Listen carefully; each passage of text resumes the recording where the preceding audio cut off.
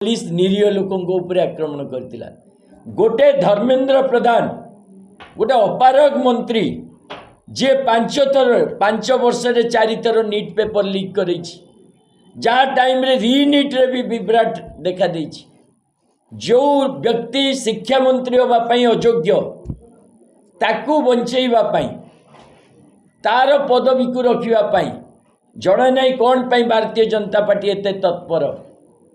शुणा जाउची से भारतीय जनता पार्टी चांदा आदायकारी व्यक्ति तांको जोगु देश में 20 रु अधिक छात्र छात्री आत्महत्या करछंदी। ये गोटे मर्डरर ए प्रकार गोटे हत्याकारी शिक्षा मंत्री को घंट गोड़ेवा मोदी सरकार जो नारकीय कांड गतकाली कला ये स्पष्ट करुच्ची पूरा सरकार पूरा भारतीय जनता पार्टी पूरा मोदी तंत्र छात्र छात्री विरोधी शिक्षा विरोधी अमानवीय आ पुलिस रो गुंडाराज पछरे सक्रिय भाव में संश्लिष्ट। गतकाली धर्मेंद्र प्रधान को इस्तीफा दाबी रे एवं नीट पेपर लीक रो विरोध रे परीक्षा व्यवस्था को स्वच्छ करने दिल्ली रे जंतर मंतर रु पार्लियामेंट स्ट्रीट पर्यंत छात्र छात्री माने एक रैली कले। आपण मैंने सबू देखी यह शांतिपूर्ण थिला। पिला माने निजर गोटे नार्य दाबी पाई गोटे गणतांत्रिक राष्ट्र रे पार्लियामेंट पर्यंत जाउथिले, किंतु जो परि भाव रे बर्बरतार सहित पुलिस पिला मानक ऊपर लाठी चालना कला, जो परि भाव रे आमे देखीचे अनेक वीडियो रे पिला माने शांतिर सहित छिड़ा होइछंती बिना प्रोवोकेशन रे पुलिस तांको ऊपर माड़ करछि।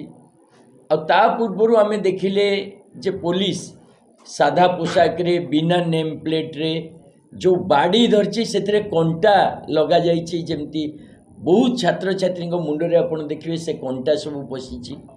ए प्रकार पुलिसिंग गोटे गणतांत्रिक राष्ट्र रे हुएनी। भारतीय जनता पार्टी रो जो केंद्र सरकार मोदी सरकार से भाभी नहीं छी जे गोटे आतंकवाद द्वारा आतंक माध्यम रे पुलिस रो बल प्रयोग करी निरीह पिलांक ऊपर आक्रमण करी तांको भितरे भय तैयारी करिवो आउ तांको गणतांत्रिक अधिकार पाई जो दाबी तार स्वर को चापी दबो। आकु आम आदमी पार्टी जातीय स्तर रे निंदा करछि। आमे ओडिशा रे भी काली असंख्य लोक सारा ओडिशा रे विभिन्न जगह आंदोलन रे शामिल होइतिले।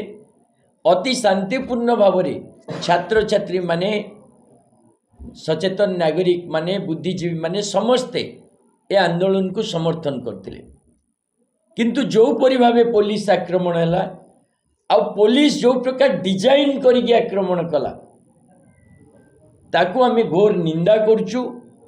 ए प्रकार आक्रमण बर्बर आक्रमण भारतीय जनता पार्टी पुणी थरे आमको से जालियनबाग हत्याकांड मने पकई देछि जोटी ब्रिटिश पुलिस निरीह लोकों ऊपर आक्रमण करथिला।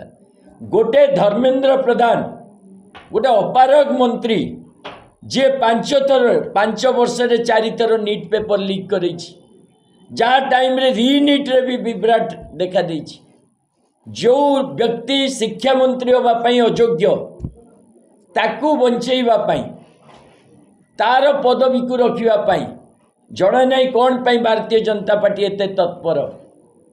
शुणा जाउची से भारतीय जनता पार्टी चांदा आदायकारी व्यक्ति तांको जोगु देश में 20 रु अधिक छात्र छात्री आत्महत्या करछंदी। ये गोटे मर्डरर ए प्रकार गोटे हत्याकारी शिक्षा मंत्री को घंट गोड़ेवा मोदी सरकार जो नारकीय कांड गतकाली कला ये स्पष्ट करुच्ची पूरा सरकार पूरा भारतीय जनता पार्टी पूरा मोदी तंत्र छात्र छात्री विरोधी शिक्षा विरोधी अमानवीय आ पुलिस रो गुंडाराज पछरे सक्रिय भाव में संश्लिष्ट।